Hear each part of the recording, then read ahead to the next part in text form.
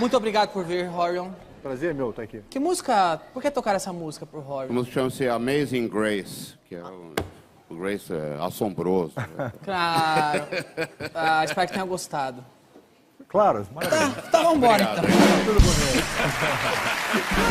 Ele adorou. Eu vi que ele adorou.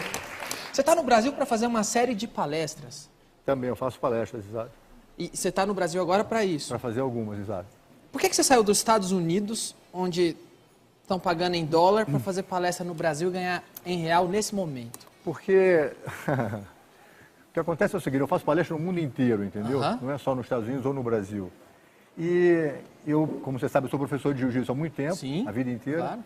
Mas hoje em dia eu não estou mais ensinando as pessoas somente a lutar. Eu quero ensinar pessoas a viver melhor. Então o projeto da palestra em qualquer lugar do mundo é um troço que é sempre bem recebido, porque todo mundo pode pegar uma dicasinha de como melhorar o estilo de vida, ou a saúde, o que for. Você aborda o assunto violência contra as mulheres nas suas palestras? Também, exato. O que a gente tem é o seguinte, a gente tem um programa específico chamado Women Empowered, que a gente ensina às mulheres como lidar com as situações de ataque mais comuns, né? Principalmente ataque sexual e tal. Entendeu? Você acha que o melhor remédio para a mulher que sofre violência é descer a porrada?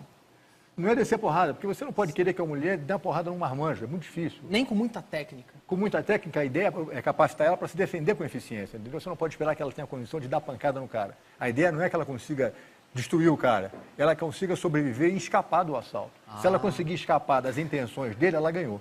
Uma dica boa, rápida. Chute nos sacos, é um clássico. É, o que acontece é o seguinte, isso é um pouco de ilusão isso. Se fosse esse problema, essa solução para todo mundo, não haveria mais pessoas sendo atacadas sexualmente por aí. Então, é mais importante que ela tenha uma noção de como se comportar nas variadas situações. Cada uma delas precisa de uma específica situação para lidar com isso. Ah, você contempla todo o... Exato.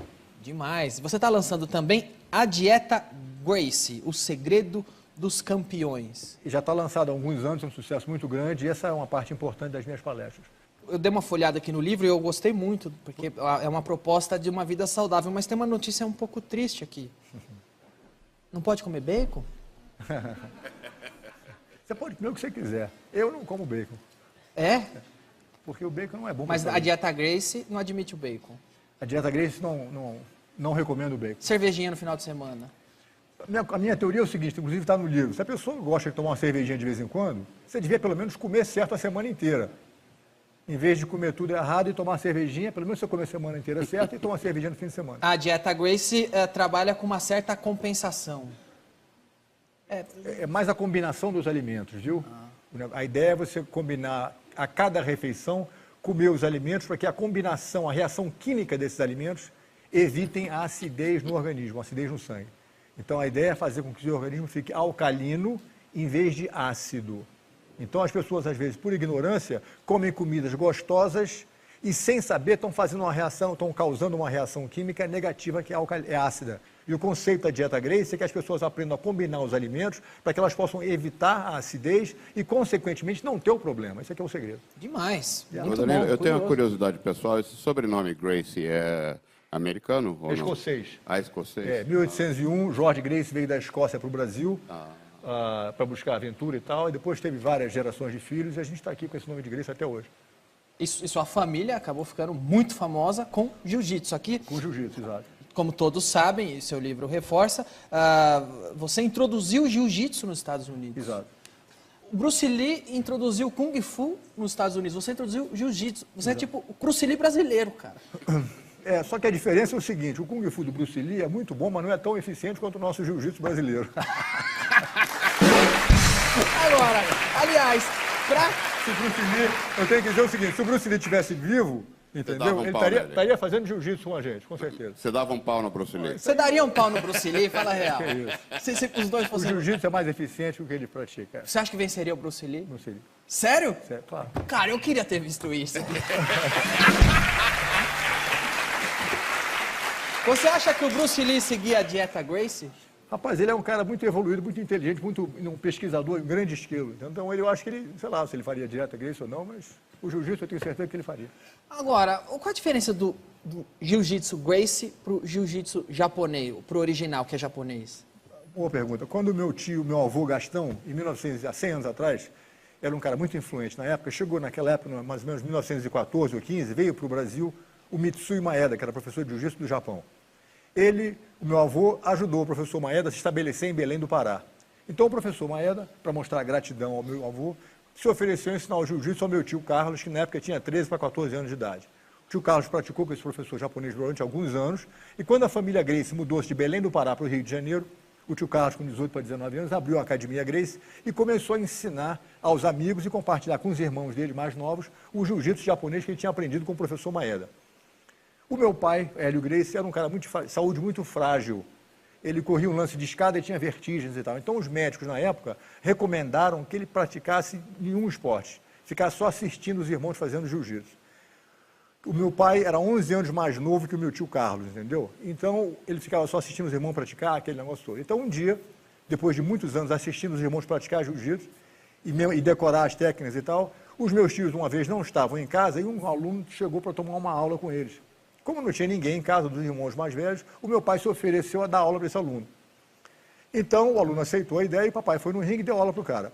Quando o meu tio Carlos chegou atrasado, se desculpando, senhor, desculpe pelo atraso, vamos fazer a nossa aula agora, o aluno falou, não, eu tomei aula com ele e gostei. Aliás, eu quero ser aluno dele daqui para frente.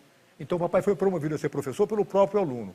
O que o papai percebeu rapidamente é que os movimentos que ele havia memorizado assistindo os irmãos praticando o jiu-jitsu requeriam uma certa habilidade física, de força e tal, que ele não tinha. Então, através da experimentação, o papai começou a modificar esse movimento do jiu-jitsu japonês para adaptar para a fraqueza que ele tinha, para a sua falta de força física que ele tinha na época. Essa modificação do jiu-jitsu japonês, que requeria um pouco de habilidade, força e tal, que ele não tinha, transformado para um jiu-jitsu, para galinha morta, como o papai gostava de dizer, é que deu origem ao que é conhecido hoje como jiu-jitsu brasileiro ou jiu-jitsu Gracie. E como você faz isso? É usando a força do oponente? É um sistema de alavanca? Isso é o que todo mundo diz, entendeu? A teoria é você usar a alavanca do seu adversário, mas o conceito é conseguir, de uma maneira prática, fazer isso para um cara bem fraquinho, fazer com outra pessoa que seja mais forte. Então, a ideia é essa, você conseguir usar o princípio de alavanca para que você não consiga, ou não dê ao adversário a chance de usar mais força contra você. É tudo baseado no princípio da alavanca. Demais. Da mesma maneira que a gente consegue. Se você tiver que levantar um carro, você não consegue. Mas se você botar o macaco embaixo do carro da maneira correta, você consegue levantar o carro. Você consegue levantar um carro? O macaco falasse, ficou brincando.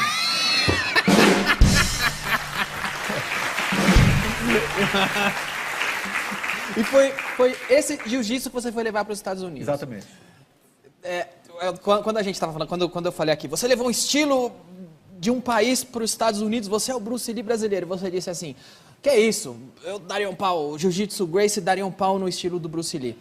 Você fazia isso nos Estados Unidos também? Você ia nas academias e falava, jiu-jitsu Gracie é melhor que vocês aí. Eu não ia com essa violência que você está apresentando aqui. Mas você me achou violento, cara? Porque às vezes eu imponho um certo respeito no meu tom de voz. Ouviu, Diguinho? Eu ia de uma maneira mais carinhosa, mas eu ia. Inclusive, uma vez eu estive numa academia logo que eu cheguei nos Estados Unidos, eu fui numa academia de taekwondo lá, e tinha um professor, um coreano, dando aula, sala cheia, com 40 pessoas dentro do ringue, e eu procurando um lugar para poder dar aula de jiu-jitsu, que eu não tinha academia na época, entrei na academia do cara, comecei a assistir a aula dele e tal, ele ficou ali assistindo, daqui a pouco ele veio para cima de mim e perguntou, o que você queria? Eu falei, olha, eu queria saber o seguinte, eu sou brasileiro, sou professor de jiu-jitsu, estou procurando por um lugar onde eu possa dar aula de jiu-jitsu, será que você tem interesse que na hora do almoço, quando não tem ninguém aqui, eu possa alugar esse local aqui e fazer umas aulinhas e tal, e depois até te dar um percentual do que eu fizer e tal. E o cara falou, não, aqui não quero isso não sei o quê. Eu perguntei, você sabe o que é jiu-jitsu? Ele falou, não é tudo a mesma coisa. Eu falei, mas você ouviu falar no jiu-jitsu? Não ouvi falar em nada, mas o taekwondo é o melhor que tem. Aí eu estava tentando ser muito politicamente correto com ele, fazendo com toda a educação, mas eu senti que o cara estava me tratando assim com um pouco de desprezo. Eu falei, meu amigo, o negócio é o seguinte, o teu taekwondo é bom, mas não é tão bom quanto você imagina, não. Aí ele ficou meio desconfiado assim, falou, você não vai querer experimentar, Ele vai? fez o quê, assim? Antes de fazer isso, ele perguntou, você não vai querer experimentar, vai? Eu falei, se você me der a oportunidade, eu gostaria muito. Então eu fui, falou, então vai mudar de roupa. Então eu fui lá no vestiário, eu estava com o kimono já dentro da sacola esperando, fui lá no vestiário, mudei de roupa e voltei para fazer uma brincadeira com o cara. Então ele se ajeitou todo na minha frente, essa posição que você está mostrando aqui, ficou pronto. Os alunos estavam vendo? Todo mundo parou a aula, foi todo mundo na parede. Uau, assim, que momento, hein? Que momento. Treta de mestres, vamos ver, e aí? Aí o cara se armou todo e assim que ele se ajeitou, eu corri em cima dele, botei ele no chão, carinhosamente, montei em cima dele. Carinhosamente. E o cara começou a espernear embaixo de mim, mas como ele não estava dando soco, eu não senti necessidade de dar soco nele também. O jiu-jitsu possibilita o praticante, entendeu? A controlar o adversário sem ter que machucar a pessoa. O jiu-jitsu humaniza muito o praticante. Então eu fiquei, ele deitado no chão, eu montado em cima dele, ele esperneando, eu só segurando o cara e falando para os alunos, tá vendo, pessoal, se não souber sair daqui, tá lascado. Daqui a pouco o pessoal todo correu para cima de mim, me arrancaram de cima do sujeito, e ficou aquele empurra, não sei o que. Aí o cara falou, quero fazer de novo. O pessoal sempre acha que é sorte, viu? É uma cena de filme, é uma cena de filme de luta, com cara. certeza. E aí? E aí que ele se armou de novo, fui em cima dele de novo, derrubei o cara de novo e pronto. Mesma história. Cara. É cena de filme, cara. Chega, não é cena de filme?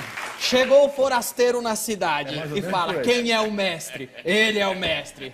Vamos lá, e porra, e depois te levantaram, vencedor, campeão, não? Depois eu fui mudar de roupa e o pessoal falou, que estilo de luta é esse? Nosso mestre aqui, cheio de medalha, de troféu, não sei o quê, capa de revista, super famoso. Você não falou, essa medalha é minha agora, me dá. Não, essa medalha é dele.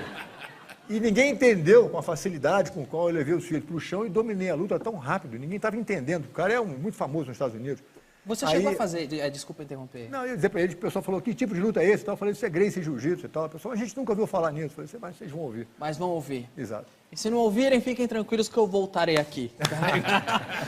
Cara, e depois você fez isso em outras academias? Eu fiz isso em umas 2 ou 3 academias, como o resultado era sempre o mesmo, eu acabei botando nos tatames na minha garagem. Que demais. Botei o tatame na minha garagem e todo mundo que eu conhecia eu convidava para tomar uma aula de jiu-jitsu comigo. Se eu estivesse comprando uma melancia no mercado, botando gasolina no carro, onde eu tivesse, eu convidava a pessoa para tomar a primeira aula. Desculpa interromper, Pois não. porque eu tô curioso, que é uma tô história... empolgado, É uma história legal, cara. Não aconteceu depois dos 4 mestres que você se derrotou, se unir e falar, vamos acabar com ele. Vai os 4... Não ia dar certo. Não ia dar certo. Ia ser uma cena demais, Ia hein? ser uma cena O demais. coreano, o chinês, o americano Teve contra todos esses, um de cada Grace. Você fez um documentário depois. Esse documentário você que produziu. Eu produzia, Mas daria um filme sua história. com Tem que sair o certeza. filme, Mas cara. Estamos trabalhando nisso. Eu posso ser o ator, cara. Você podia ser um ator, ia ser bom. Quero ser você no cinema, você não Ia acha? ser o cara da lanchonete, né? Ah, fica quieto. Você foi morar nos Estados Unidos, você não começou a ensinar logo de cara. Não, eu passei um sufoco no começo, legal. Sufoco legal, mas você trabalhou em Hollywood. Em que filme você já trabalhou? Ilha da Fantasia, Casal 20. Você fez Ilha da Fantasia? 500 Chefe, vezes. o avião, o Exato. avião. Quando as pessoas saíam do avião, eu era o havaiano local que botava florzinha no pescoço de todo mundo. Mas você nunca me vê, que eu estou sempre de costa para a câmera, entendeu? Mas a mamãe sabia que era eu. A gente Roda. tem aqui. Cara, essas costas tinha que estar no cinema, cara. Tinha que estar na TV. Você fez Máquina Mortífera, né? Também, exato. 1 e o 3. 1 e o 3. Exato. Você é o Mel Gibson? Não, não sou Mel Gibson. que você- Mas eu ensinei o Mel Gibson a dar o triângulo. O que é o triângulo? O triângulo é uma chave de braço, uma chave de estrangulamento que você dá com as pernas. Naquela cena que tem no primeiro filme, que ele briga com Gary Busey na frente da casa, que quebra o hidrante, não sei o quê, ele estrangula o cara com o estrangulamento que eu ensinei pra ele. Esse golpe aqui, você que ensinou o Mel Gibson? Agora só falta você falar que já treinou com o Chuck Norris também. Treinei com o Chuck Norris também. Dei aula de jiu-jitsu pro Chuck Norris. Você ensinou alguma coisa pro Chuck Norris? Claro, Chuck Norris é muito bom, a arte do Chuck Norris como karatê, é muito bom você saber dar soco e pontapé. Mas se você for agarrado por alguém e não souber uma técnica específica de como lidar com a situação daquela embolada no chão, a pessoa que se atrapalha, entendeu? Você ensinou alguma coisa pro Chuck Norris, cara? Exato. Você tá acima do Chuck Norris, é que você tá me dizendo.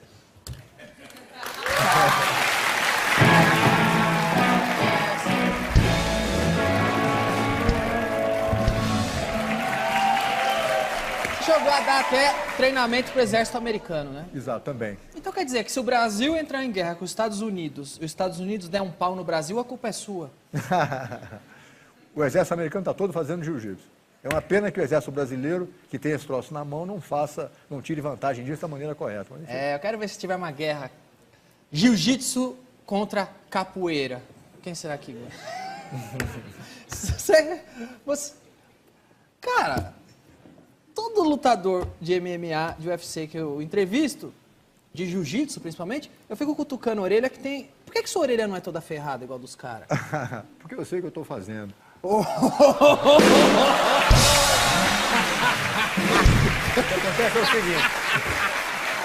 que acontece é o seguinte, o que faz a pessoa ficar com a orelha inchada é que a cartilagem fica massa. Você às vezes pega numa gravata, entendeu? Então você, em vez de esperar a hora certa de sair, com técnica, a pessoa se apavora, entra e quer sair de qualquer maneira. Isso causa você quebrar a cartilagem e fica inchado, entendeu? é isso. Isso é que faz a pessoa ficar com ele inchado e tal. Que E não você é. não tem nenhuma quebra... Né? As cartilagens tudo em Tudo ordem, hein? arrumadinho, exato. Na minha orelha ninguém toca. Estamos aqui falando com o criador do UFC. Da onde veio a ideia para fazer o UFC? Eu, quando eu estava dando aula na minha garagem, viu, era muito comum que os alunos dissessem, olha, meu professor de Kung Fu, de Karatê, de Taekwondo, eles não acreditam no Jiu-Jitsu, eles querem desafiar você para uma briga, você topa? Eu dizia, claro, traz o cara aqui. Então o pessoal vinha na garagem para brigar comigo. Mais uma vez, como o Jiu-Jitsu me dá elemento de controlar o adversário sem ter que machucar ninguém, eu abraçava os caras, botava ele no chão e dominava o sujeito e daqui a pouco tinha que desistir porque eu não conseguia fazer nada, entendeu? Então, aconteceram tantas vezes esse tipo de disputa com outros tipos de artes marciais que um dia me deu um estalo, eu falei, realmente não posso querer conquistar ou mostrar a eficiência do jiu-jitsu para o mundo inteiro fazendo uma luta com uma pessoa de cada vez na minha garagem. E aí me deu a ideia de criar um evento, o UFC, no que você fosse para a televisão, no pay-per-view, e o negócio pudesse ser visto por todo mundo de uma maneira mais rápida, mais inteligente e mais objetiva.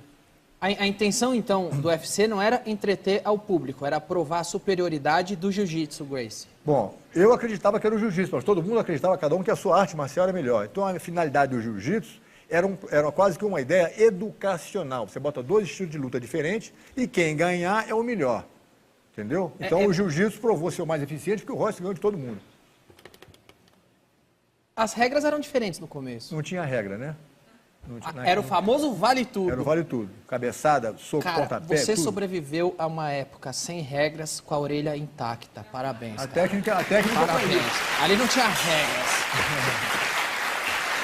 Agora, o octógono não tinha regras, mas de repente alguém foi lá e falou, tá, não tem regra, mas põe um octógono. De quem foi a ideia? A ideia foi minha também.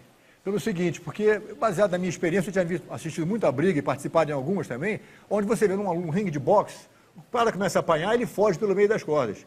Então, para evitar aquela fugida... Não vai fugir, não. Não vai fugir, não. Você quer brigar, fica ali dentro. Então, você bota aquela tela em volta, o cara não tem para onde correr. Você tranca a porta, entram dois, só sai um. Sua ideia original sempre foram as grades?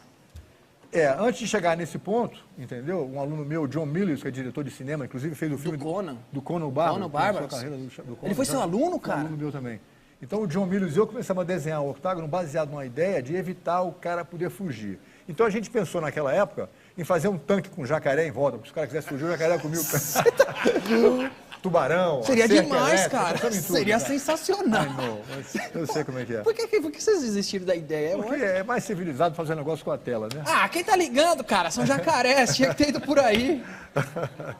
No começo, vocês escolheram o Royce Gracie para representar Exato. o esporte. Perfeito. Mas ele era o mais magrinho. Por isso mesmo. Eu achei que seria um exemplo mais autêntico, mais convincente da eficiência do jiu-jitsu, botar um lutador como o Royce, que era um cara novo, entendeu? Magrinho, 68 quilos, era muito mais importante, mais benéfico para o leigo que está vendo, ele ia se identificar com o Royce. A gente tem aqui o Royce lutando com um cara bem maior que ele. Bem maior.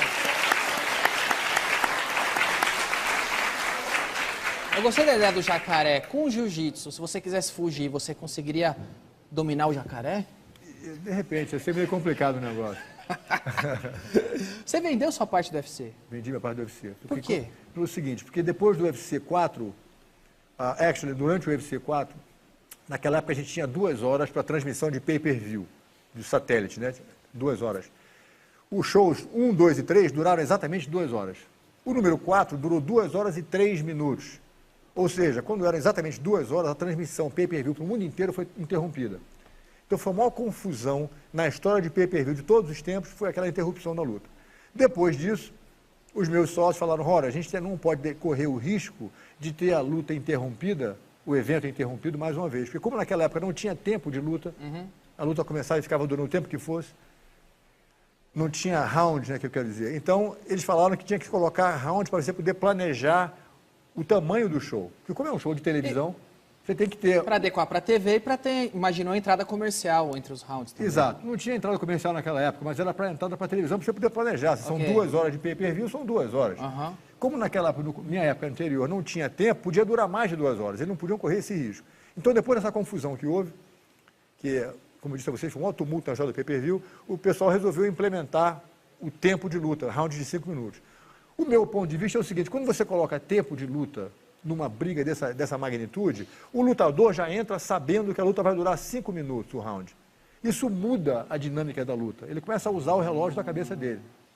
Vou cansado aqui, 5 Exato, eu minutos. vou enrolar um pouquinho e tal. Quando acabar o round, eu ataco mais no finalzinho para Chegaram e falaram, olha, vamos ter que pôr umas regras. Foi Exato. isso. Eu falei, não pode ter regra. Se você botar regra, você vai mudar a dinâmica da luta. Você não pode mais, para um round de 5 minutos, botar um lutador muito grande com um pequenininho. Imagina um cara de 100 quilos lutando com um de 60 quilos num round de 5 minutos. A vantagem é do grande. A chance do de 60 quilos contra uns 100 quilos é, se não tiver tempo de luta, ele pode deixar o grandão se cansar e ganhar a luta.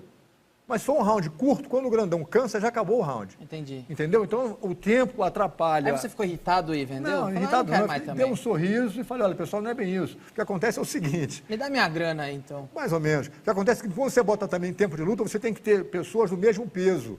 Você não pode botar o grandão com o pequenininho. Agora tem que ter uma categoria de peso. Você tendo categoria de peso, você tem que ter jurado para determinar quem foi que fez o ponto melhor.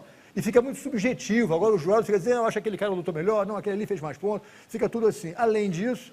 Você, às vezes, vê numa luta dessa, se a pessoa pegar o outro num estrangulamento perfeito, um mata-leão, por exemplo, que vai dar em 6 segundos, vai botar a pessoa para dormir. Você pegou a pessoa no estrangulamento, em 3 segundos o gongo bate. Você tem que soltar o estrangulamento. O cara ia dormir, mais 3 ele ia dormir. Você solta, ele vai para o corner, toma uma aguinha, descansa um pouquinho, volta e, às vezes, ganha a luta. Um cara que quer perder na certa. Então, isso deixou de ser uma luta de verdade, uma briga de verdade. Passou a ser um evento de entretenimento. Eu continuo torcendo pelo sucesso do UFC, porque quanto mais crescer o show, eu continuo sendo o pai dessa criança, mas para mim perdeu o valor inicial, que era de comparação de estilos de luta. Então eu vendi, não me arrependo nem um pouquinho, acho que foi a decisão correta, porque eu fui lá com um propósito e consegui mostrar o que eu queria. O seu interesse era pela arte marcial. Exato. Não muito pelo business. Exato. Não pelo... Dinheiro sempre foi consequência Mas do meu trabalho. é de Nunca a boa razão com o do meu Dana White? trabalho. São amigos? Somos amigos do Dana White, aberto. Eu dia almocei com ele e disse, olha, se não fosse você, não tinha nada disso.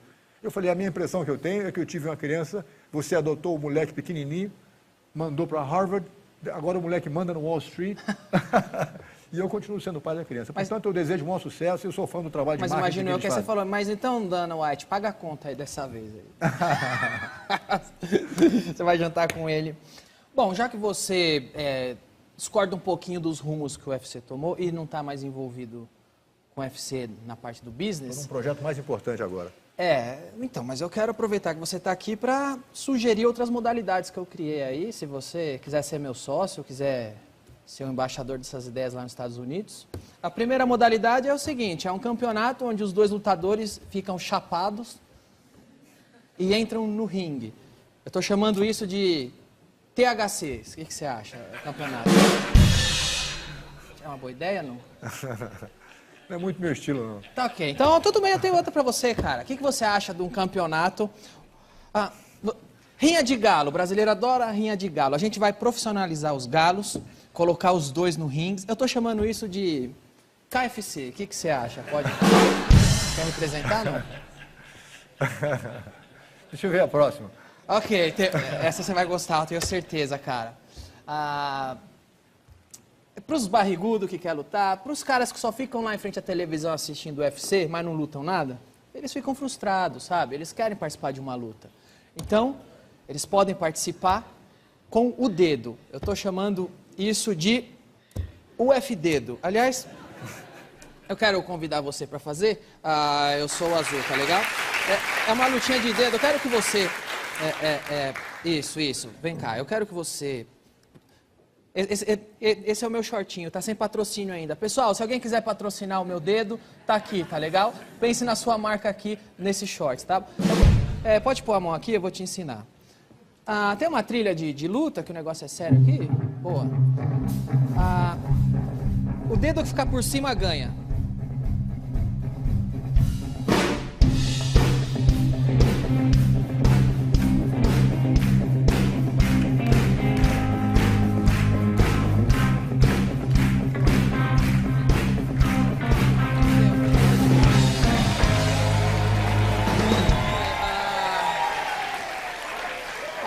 O campeão do primeiro cinturão tá aqui, é seu, cara. Se quiser levar a modalidade para os Estados Unidos aí, a gente pode ser sócio dessa modalidade, tá legal? Cuida desse cinturão, ele é muito ambicionado por muita gente.